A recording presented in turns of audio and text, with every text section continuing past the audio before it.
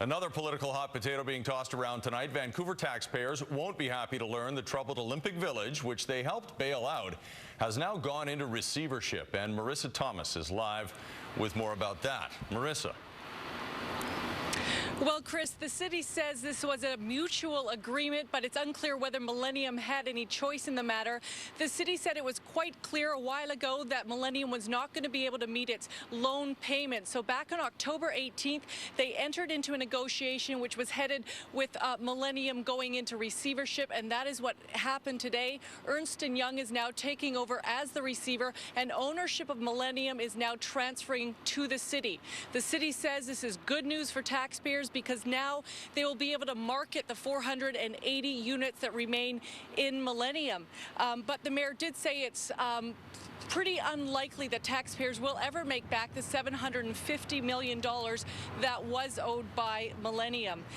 So what happens to Millennium? Well, they're still big landowners. They own a property or many properties, investment properties and retail properties in West Vancouver, including one under development called the Evelyn, which already has pre-sales. They own a hotel on Robson Street, and they also own a piece of land that was going to be developed into a high-rise on Davie and Denman.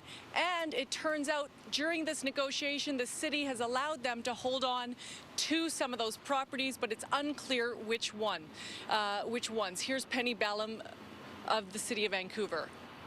Are you giving them anything because they signed off on this deal? Yes, Millennium, I think the best practice in a landing place around this is to provide Millennium an opportunity to continue to do business and at the same time balance the interests of the taxpayer. He's been besmirching this project. He's been saying bad things about it since the day he was elected. He's put a black cloud over it. You know, when people go around and say to you, say to me, say to anyone, oh, there's a black mark against that project, they use words like boondoggle and things like that. That all comes from the language of the mayor saying bad things about it for 2 years.